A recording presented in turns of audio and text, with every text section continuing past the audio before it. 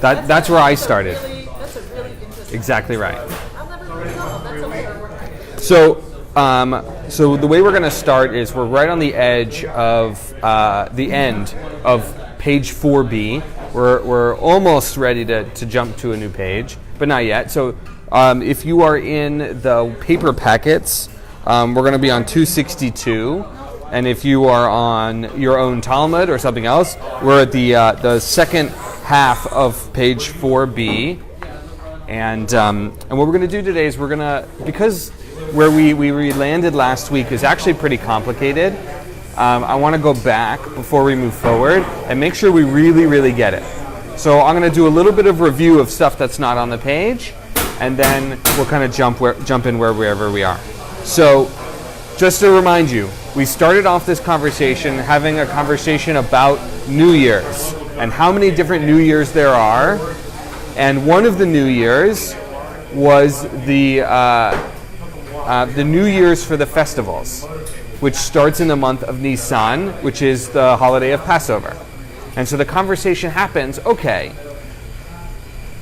why is Passover? First, a little bit, they kind of talked about, do we have to count the festivals in order? What if we start at one point and we start at another point? How do we make sure this counts? And the consequences, right? The reason why this matters is the following context.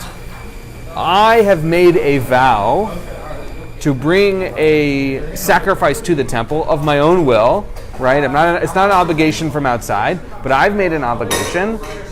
Until when do I have until to pay it off, as it were, so such that I haven't transgressed the commandment, you shall not delay. So at what point is that line where you hit you shall not delay and you've now transgressed? That's the bigger conversation. Is everybody with me? Right? Except where does it say you shall not delay? Is that it comes in, so where does you shall not delay come from? I'll have to go back a little bit, but it comes from a text in the Torah. Here, on page, you may not have it in your packet, it's 259. It's from Deuteronomy 23:22. When you shall vow a vow to the Lord your God, you shall not delay paying it. You may not have it in your packet because it was in the previous packet. Hey, Mark, there it is, 259. It's there. I think that one's right out there on the top. So that's it's the second to last paragraph on page 259 at the very end of the paragraph. So that's the source of this mitzvah. When you vow a vow, you shall not delay. So the question is, how long do you have until you've transgressed? You shall not delay. That's the question. And so there is a bunch of answers. Well, for some people it starts with Passover and it has to be in order. And so therefore, if it doesn't start with Passover, you get to start the whole year, and it's actually 5 festivals that you have. For others, it's one festival, that's it, that's all you get, even if it's tomorrow, effectively, right? So those are the extremes that we have. And one of the sources of the one answer, which was Sukkot is the last holiday and it has to be done by Sukkot, is a verse from Deuteronomy 16, and we're going to start on page 262, kind of catching the end of that. Are there any questions about what I've said so far by way of review? I'm sure there are lots of questions, but any questions that are holding you back? Yes, sir. So the main question is, how long do I have until I can fulfill my vow? How long do I have until I haven't missed the boat, if you will? Right, where I haven't crossed the boundary, that I waited too long. Right, I have all sorts of time. Where's the deadline that's actually I've crossed the boundary? Yeah. Of course, we're about to ignore that entirely and go into a tangent, but it's good to know for context. Any other questions? If you're doing something and it's over and above and beyond, it's a mitzvah, so why should you get in trouble if if you go beyond the boundary? Right. So I'm doing something willingly and because I want to. Why should I be punished for such a thing? Exactly. So you've still taken on the obligation. Right. So once you've made that pledge, it now becomes an obligation. So I think that part of this. So part of this is about recognizing that in the Talmud and in other contexts, it is that a vow is a very formal thing. It's like a verbal contract that you've made with God. And when I say to God and in front of the people, I vow X, there got to be some consequences. Otherwise, maybe I'll never do it. I looked up the text, Miriam, and it's very interesting. The very next line after "do not delay" is it's encouraging you not to make vows. Right. That's the one that encourages. Now that is interesting, isn't it? Yeah. Thank you for looking that up. Okay. So we take this as a serious vows, right? I've made a commitment. I'm doing so voluntarily, and we're about to ignore all of that. So let's start on the top of page 262. I want to remind you of a couple of words, right? Part of this is not just about learning content, but also how to learn. So I want to point out a couple of those Aramaic words you may have already seen. First, the last two words on the sentence on the first line is my tama. What is the reason? And so every time you see that, I mean, here we're grateful we have the punctuation put in. It says my tama. What is the reason? But in Talmud, there is no punctuation. In normal, So you have to use right. words as the punctuation. Right, in tradition, exactly. In traditional Talmud formatting, there's no punctuation, and as a result, we have to use these terms, these phrases called, my teacher taught me, they're called technical terms, and they're effectively punctuation. The following word on the next line is ditanya. Can someone remind me what ditanya means? Said in a baraita. Did you read it in English? No, I'm just kidding. I'm just kidding. It was taught in a baraita. What is a baraita? Right, it's a statement that comes from the same time period as Mishnah wasn't included as part of Mishnah for whatever reason. Exactly. So we have a text from the 200s. It was codified into the Mishnah. A baraita is a teaching from the same period of time, but did not make it into the book. Right? Left on the cutting room floor, as my teacher said. So actually, that brings up something I was thinking about. Yeah. Which is if something is in a baraita and it didn't make it into the original book, could we derive from that those were kind of opinions that might have been previously rejected, that maybe a few generations later they said, maybe those guys who objected were actually the ones who... I think it's yes, all of that. It's that, and it may just not have been in the right place at the right time to be codified. It might have been lost, right? It may not have been known, right? So yes, it was probably, hey, there's someone who taught this and it's still valuable. Let's not lose it. And all the iterations you can think of are probably good reasons why Baraita didn't end up. I mean, let's get to the question of, who decides, which is the majority opinion and so on. So, I mean, the ones that are going to make it into the codified book are probably the more prestigious. It's possible. Look, there are teachers in the Talmud who show up once, right? So prestige is probably not the right descriptor for them. I know what your point. I know your point. The ones with the most. Right. So. I mean, there's folks in 4b-5av who show up like once or twice and then basically never again the entire Gemara, which is kind of mind blowing. 4b-5av when you study every Gemara. Right. The thing I was going to add is some of it's like regional. So there are some rabbis who they did it their way in their town, and then Rabbi Yehuda Hanassi, who codified the Mishnah, didn't include it, and they might have still done that in Sipori or in Beersheba or wherever, but Rabbi Yehuda either didn't know or didn't care. They didn't do it that way. So it's a little bit of Rabbi George support. Right. So it's a lot of these different things. But I don't want to get lost too far in the word I want us to get in. So can someone read for me in English that first paragraph until I interrupt you? The Gemara asks further, and Rabbi Elazar, son of Rabbi Shimon, who says that once the festival of Sukkot has passed, one immediately transgresses the prohibition against delaying. What is the rationale for his opinion? Great. So the bold is the text. The not bold is the commentary. So we know from the commentary is helping us understand what is the question, because if we didn't have the commentary, you would say, and Rabbi Elazar, son of Rabbi Shimon, what is the rationale?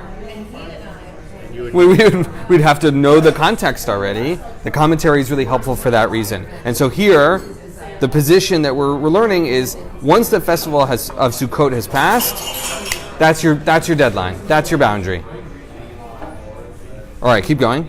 The Gemara explains, it is as it is taught in the Baraita. Rabbi Elazar, son of Rabbi Shimon, says, it was not necessary for the verse to mention the festival of Sukkot, of which the immediately preceding text was speaking. If so, why is it stated?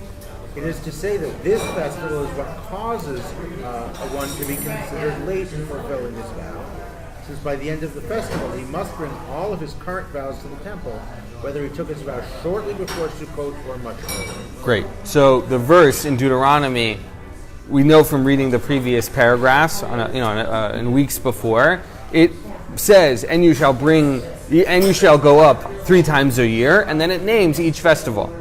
And so for the rabbis, it's redundant. You only go up 3 times a year. Sukkot is clearly one of those. And for Rabbi Elazar, son of Rabbi Shimon, the fact that it says the festival of Sukkot explicitly tells us that's the deadline.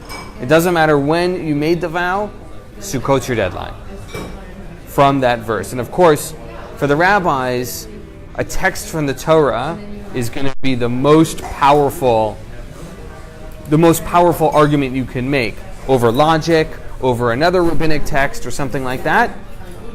A biblical text is going to win every time. Okay, any questions on that? Any thoughts? Okay, now we're going to get into a little bit of a tangent, but it's important. It's important because we want to understand how rabbis think. The rabbis believed that you could only use a text once. And as soon as I've used it, I can't use it to make a second argument. As for an explanation for a law, or for a source, or for a proof text, something like that. So, it means that if I use this text in Deuteronomy for Sukkot, I'm Rabbi Elazar ben Shimon, I say the festival of Sukkot is the last one because of this book, this verse in Deuteronomy. And Paula uses this source for something else. She says, well, that's not where I get that law from. I get the law from somewhere else. We want to know, well, what does she use that verse for? Right? We want to know both halves of that. We want to know what rule, what source gives her the rule, and now that we have this, and now we have a shared source, what rule does she make? Does that make sense? Oh, I'm going to say it again. Let me say it another way. Okay? It makes sense to the people who read this book. Right. So, meaning to say this, right? So I can say, all right, let's use the bulletin, for example, like the Beth Shalom bulletin, okay? And in the Beth Shalom bulletin, I know that Talmud is on Mondays because it says Mondays are Talmud. And Paula says, I don't need that section for the bulletin that says Talmud is on Mondays. I looked on the internet. I saw on the website. That's how I know. So then the question I would ask is, okay, so this section on the bulletin, what do you use it for? She's not using it for what I'm using it for. She's using it for something else. Does that make sense? So every Yes. verse has to have one single use. Right. Now, I don't know of anyone who's kept track of which rabbi uses which verse for what and compared it. It would be an interesting project. It's not one that I know of anyone who's answered.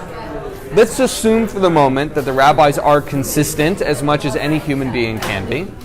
But yes, they don't use it twice. Now, they may use the word next to the part that they wanted, but that's something else. Yes? There's also the obverse of that, which is that if there's a meaning to be drawn and somebody uses a particular proof text to have that meaning, you can't, and then someone else wants to show the same meaning but uses a different text. That's also not good. No, you can do that. Someone else can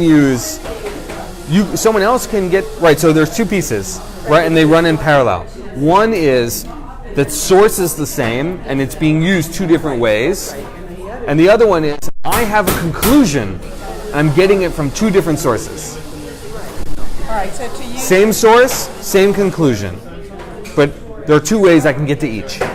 That's the two pieces. All right, so to use your example, I've put it in the bulletin because there are people that don't look up online and people that would forget. What's the way I said? We said that's different, right? Because the reason why it's there is different. Another reason. Right? So it's not this. It's not. These things are not in different places because people are not going to see one. Okay, it's You not see, right? That's not exactly. That's because the example was flawed. That's on me. What we should learn that the bulletin is sacred text. That's what we should learn. No, I'm just kidding. Yeah. What is the Gemara? What is the Gemara? Great.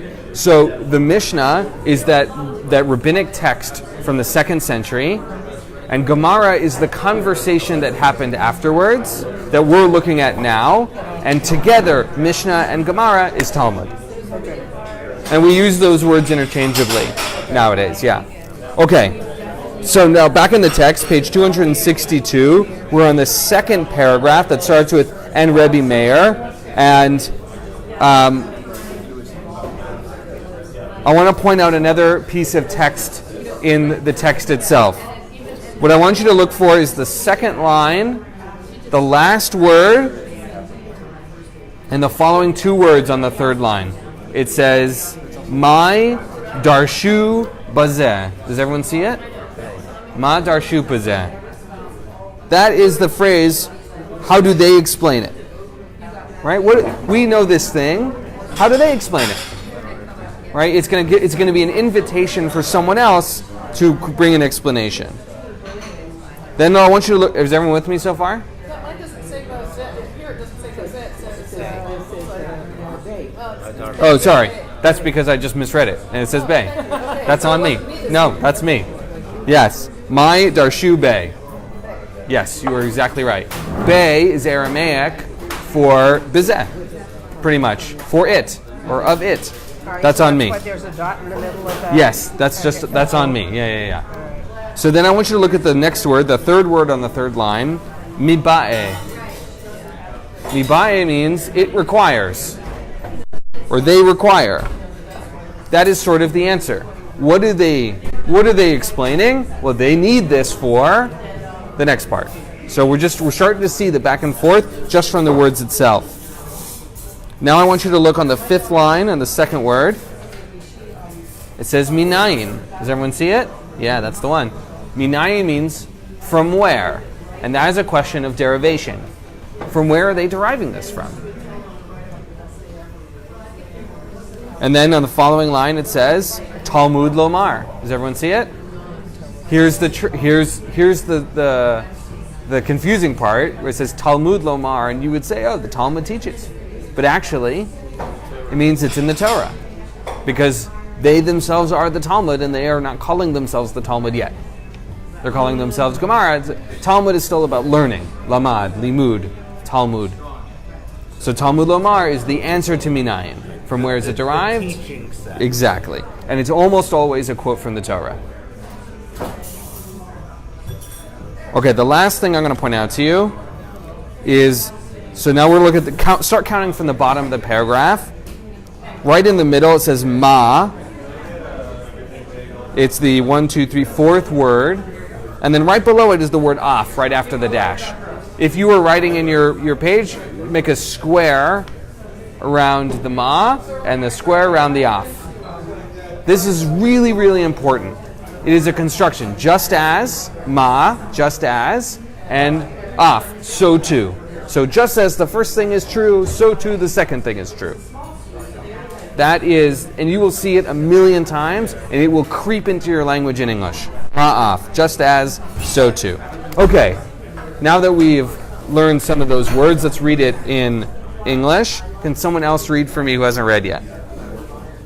L'chvod Harav. So, Rabbi Meir and Rabbi Eliezer and Yaakov, what do they expound from this verse? On the festival of Pesach, and on the festival of Shavuot, and on the festival of Sukkot. All right, I'm going to pause. Right, this is the same verse that Rabbi Elazar, son of Shimon, used to explain that Sukkot is the deadline. Rabbi Meir and Rabbi Eliezer ben Yaakov are going to use it differently. And so we've asked, here's the verse, What do they do with it? Keep going. The Gemara explains. They require this verse for the halakha that Rabbi Elazar said that Rabbi Oshaya said, as Rabbi Elazar said, that Rabbi Oshaya said. From where is it derived that the Shavuot offering has redress all 7 days, and that means that you can It says it inside, so keep reading. Yeah. That is, but if one failed to bring the festival peace offering on the festival itself, he has 6 more days to do it. All right, let's pause. Okay, there is a ruling, an idea, that if you've missed the opportunity in something, you have the chance to make it up. So this shows up as we talked last week. If you've missed one of the prayer services, there are limited circumstances in which you can do a tashlum, a makeup session, how did it translate it here? A redress. I have a chance to make it up. Here too, there is a ruling that if you fail to miss the festival peace offering, right, the obligation you have to bring a sacrifice on that festival, you have a chance to make it up. And so the text is assuming we already know this law, that we have 6 additional days after Shavuot to make it up. We talked about last time, Shavuot is a 2-day holiday or a 1-day holiday, depending on how you count and who it is, whatever. Right? We have all of these extra days. Right? So the question we're being asked is, what does Rabbi Meir and Rabbi Eliezer ben Yaakov use this proof text for? They use it to answer this question. I know it's like multiple layers on top of each other. The question is, how do we know we have redress? We haven't read the answer yet, but we know the answer. Because Rabbi Meir and Rabbi Eliezer ben Yaakov have told us in advance, this is how they use it. Is everybody with me so far? Let's read the second half of the paragraph. The Kvodarav. So the verse states, on the festival of Passover, and on the festival of Shavuot, and on the festival of Sukkot, thereby equating the festival of Shavuot to the festival of Passover. Period. Yeah. Just as the festival of Passover has redressed all 7 days, as Passover is 7 days long, so too, the festival of Shavuot has redressed all 7 days during the week following the festival of Shavuot. Okay. And the problem that they're trying to solve there is that Shavuot is actually like a 2-day at most festival. So how are they going from 2 days to where are they getting that? And they're doing it because there's no other verb in the original quote.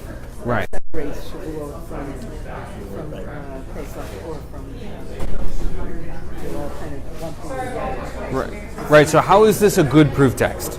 Let's start with that. We didn't do that last time. Why is this text a good text for this argument? Let's not argue why it isn't. Let's argue why it is. Yeah. My explanation is because there's nothing that makes Shavuot different. Right. It lists the holidays. It doesn't seem to distinguish Shavuot from the others. Therefore, we should treat them the same. Great. What other arguments might there be? Or maybe there isn't. Maybe that's the solid one. Okay. Yeah, I think that's the main. That's really what it's saying textually is. That's the Right. It says 1, 2, 3, 3 holidays, and therefore we're equating them all. What question jumps out from this?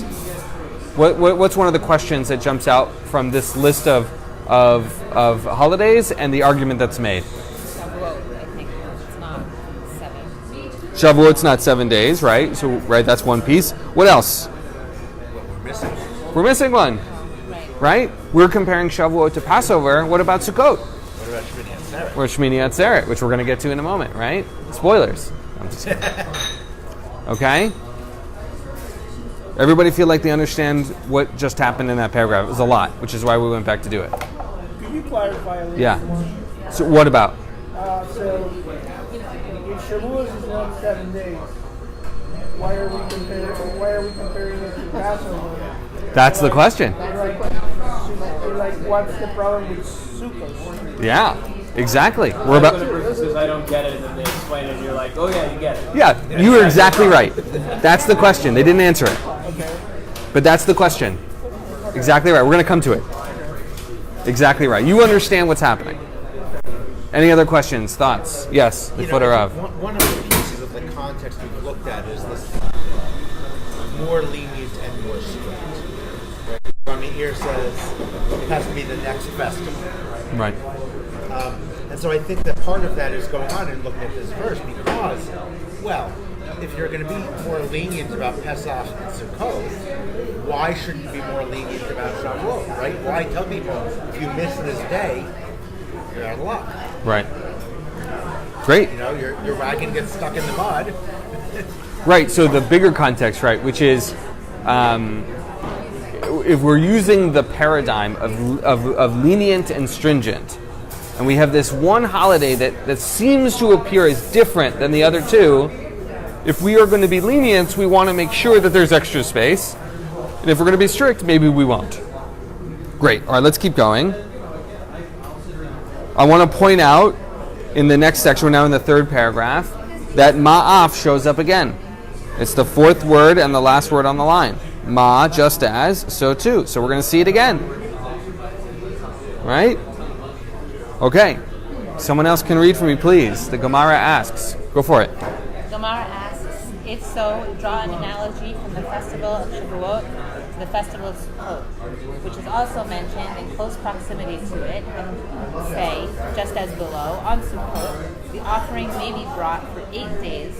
So to here on Shavuot, it should be possible to bring the offering for 8 days. The Gemara rejects this suggestion. It is not so, and even on Sukkot, the festival peace offering may be brought only for 7 days, as the 8th day is a separate festival in and of itself. Great. Okay, so let's... Right, exactly. So let's step back. The first analogy is between what two holidays? Shavuot and the first one? Pesach. So that's the first analogy. The Gemara says, well, maybe we shouldn't do that. Let's draw a different analogy. And what's the analogy between this? Sukkot. Between Shavuot and Sukkot. So if we compare it to Passover, we have an extra 6 days, a total of 7. If we compare it to Sukkot, the Gemara makes what argument? That you could actually do it for 8 days because Right, you get 8 days. Except for the problem of what? separate festival. The last day of Sukkot is actually its own holiday. It's Shmini Atzeret.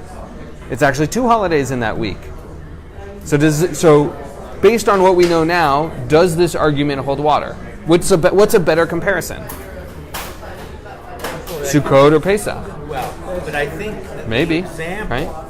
in my mind, is not necessarily about which is the better comparison, but about the fact that we now have another example of a festival which is only 1 day.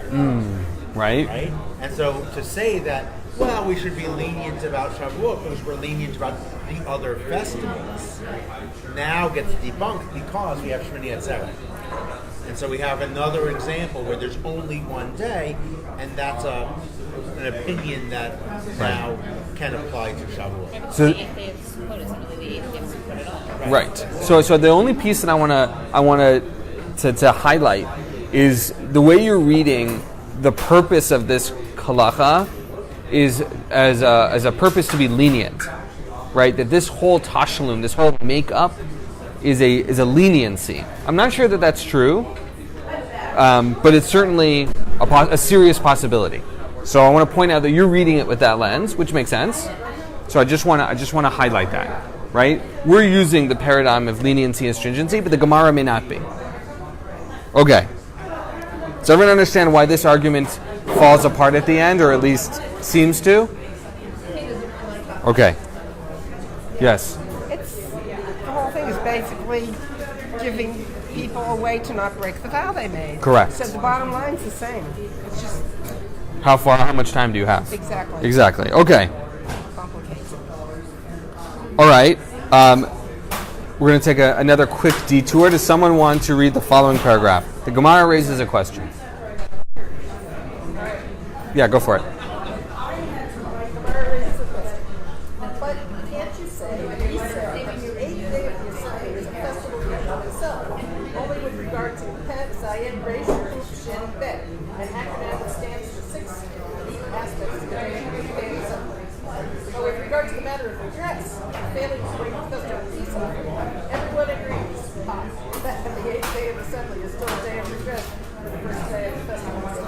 Great. Okay. Everyone agrees. So two things. One, which is, right, the Gemara is challenging its own assumptions. And if you want to read the notes on the left, it has those 6. We're not going to read them now. But those 6 qualities that make this holiday different. But here, the Gemara kind of resolves itself. Yeah, what you're saying is true, me, Gemara, but we've agreed.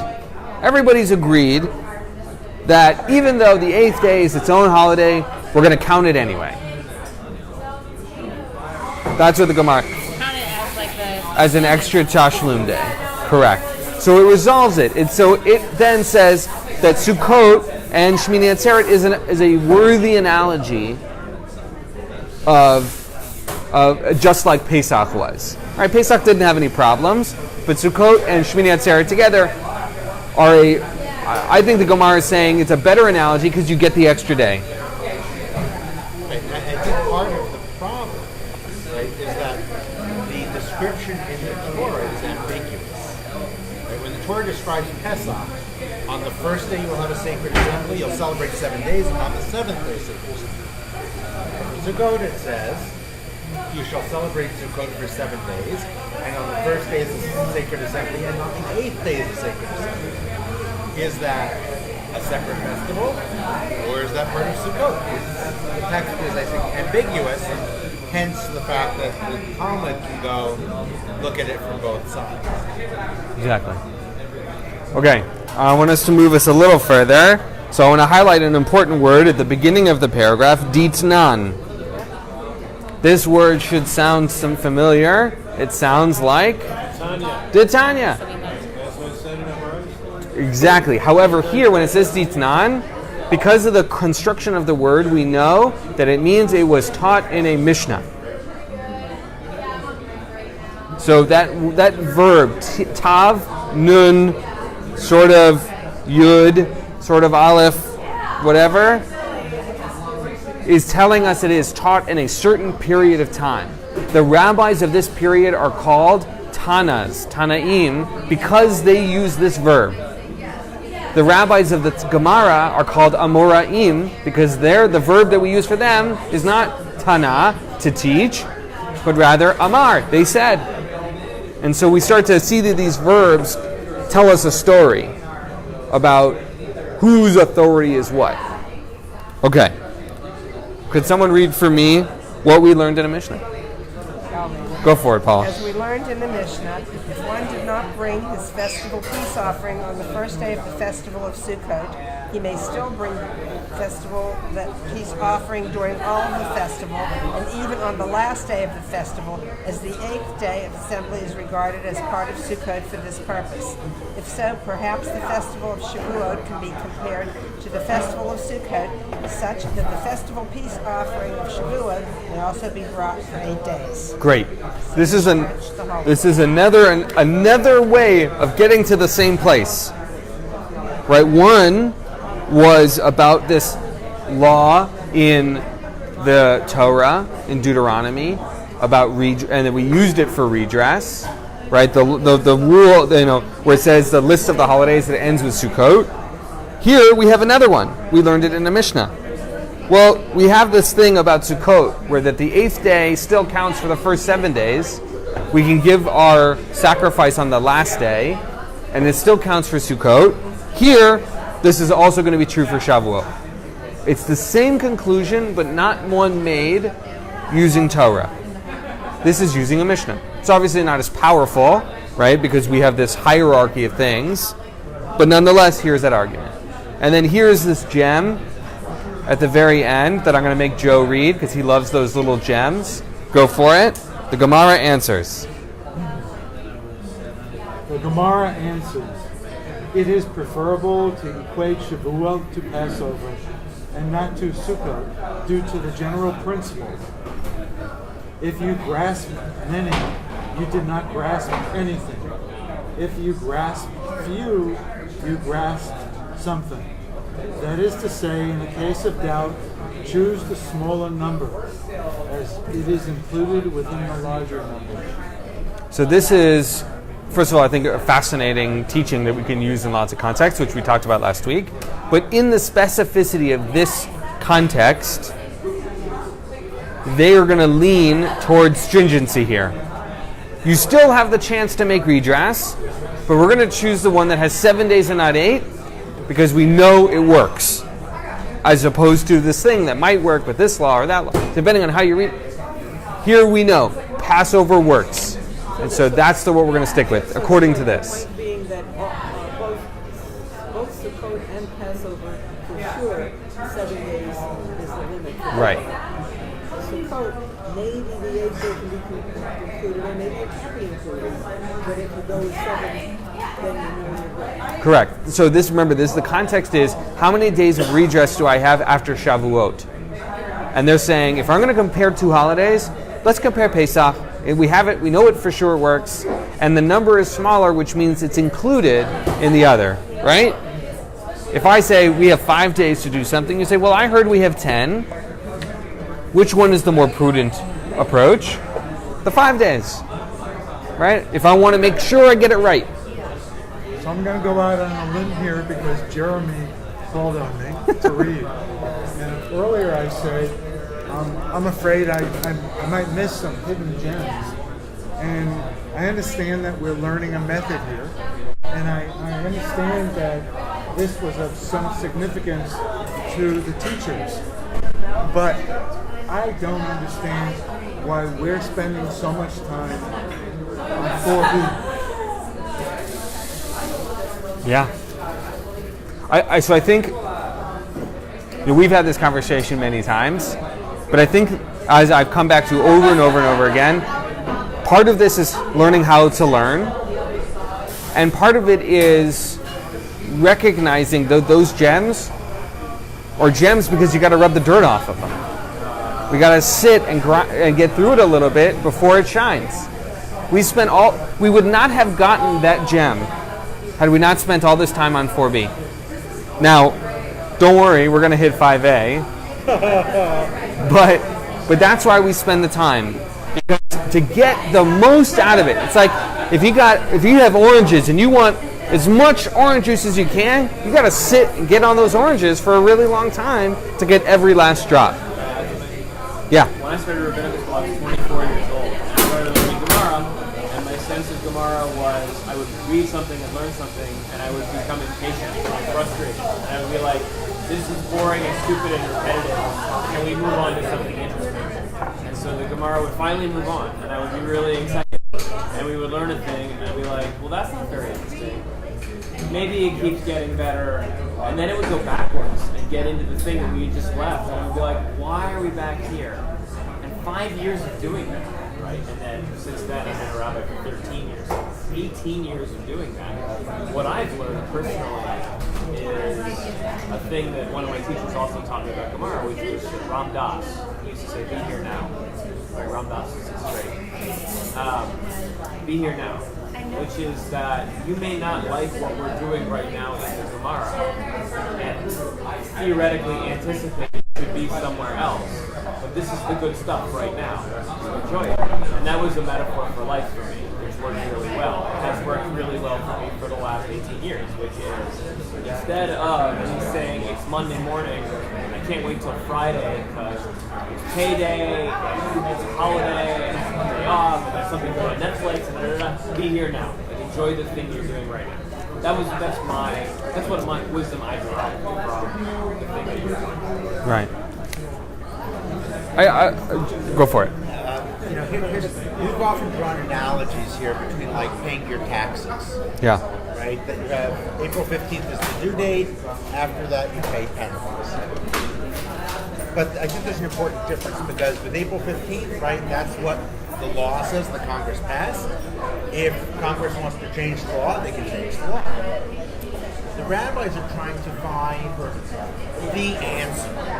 What does God tell us to do? And so on the one hand, the rabbis are assuming God wants us to be lenient because then people will come close to the law. But we don't want to be too lenient because then we're actually going to go farther than God intends to allow us to go. And so I think that's part of what they're wrestling with here, right? And in this passage in particular, they're kind of highlighting the fact that we want to give people some flexibility, but we also need to make sure that we're within the bounds of what the answer is out there, and if it's not clear, well, we have to try to figure that out, but there's still a sense that there's an answer somewhere, even though there are lots of opinions. Right. I mean, here's a rare case where we are actually given an answer that everybody agrees with, right?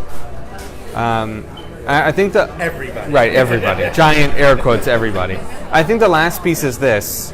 Just like most things in life, I think, it's about being in practice.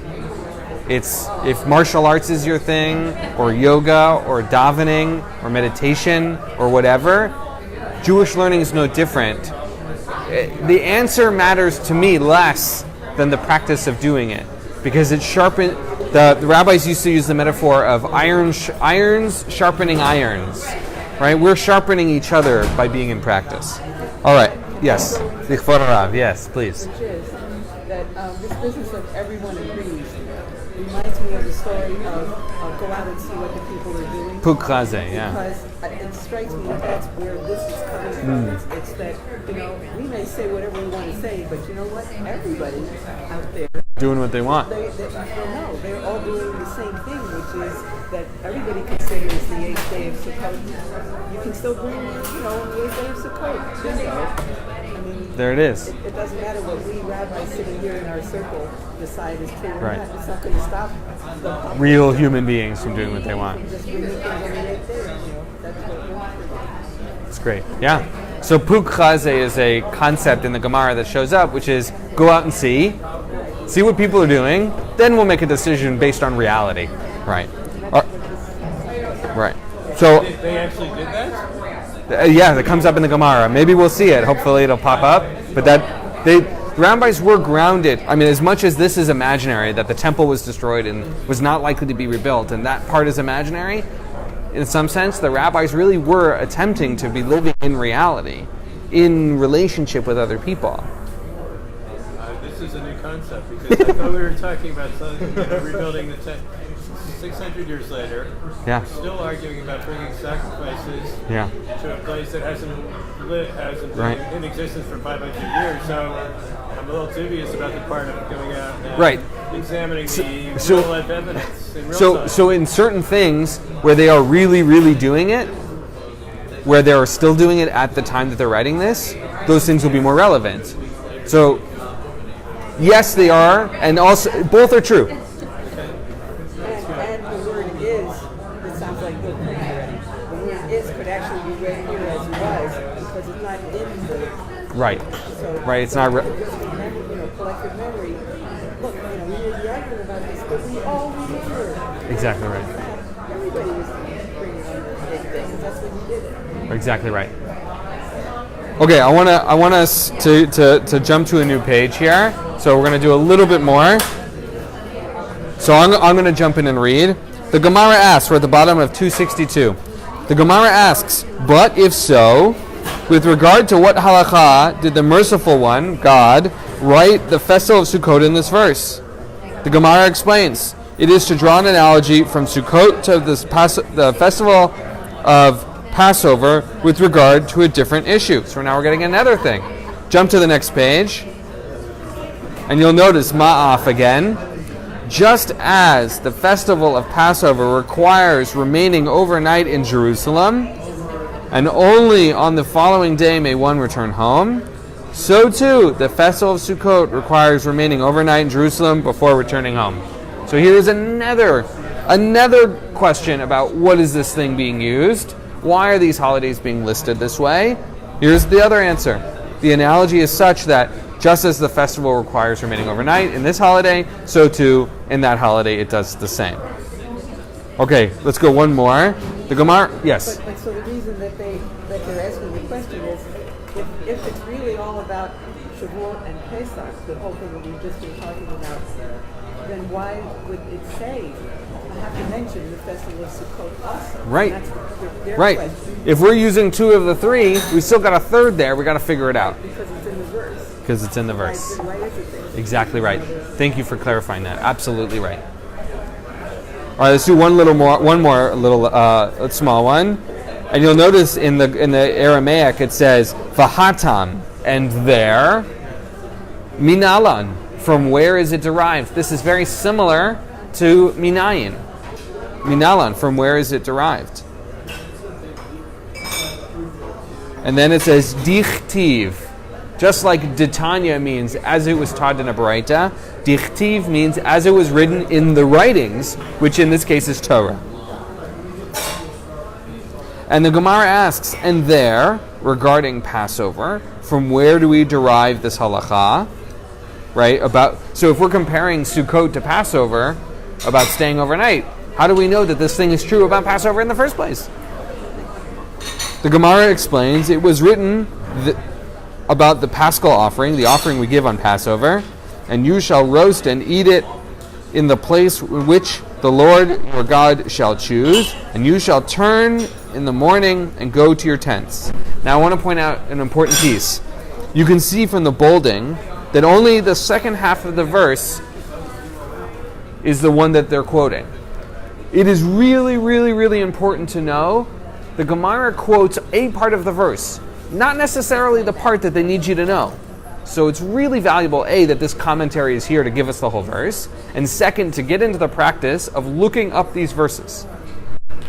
We're not doing it here because, I didn't bring up Tanachim for everybody to sit, and you got your phone out ready to look it up, which is good.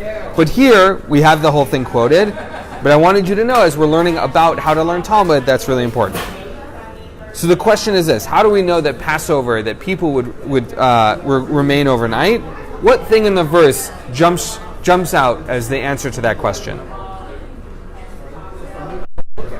I'm sorry? Right, in the morning. Correct. And you go to your tents. Right, it's got all these things. Exactly right. So we're building these bricks of these arguments on top of one another. Right? So just as a review where we've been today, we learned about how this verse was used once. We then asked someone else how they used it. We drew an analogy between holidays as a result of that verse. We agreed and disagreed about the quality of that analogy. And then we looked at the verse again and said, okay, even with this analogy, we have a missing piece. And we drew another analogy of which we are now exploring. And that's where we'll pick up next week. We are meeting at 9:15 here, as everybody knows. Good learning today. We had a lot of nice learning, so thank you so much.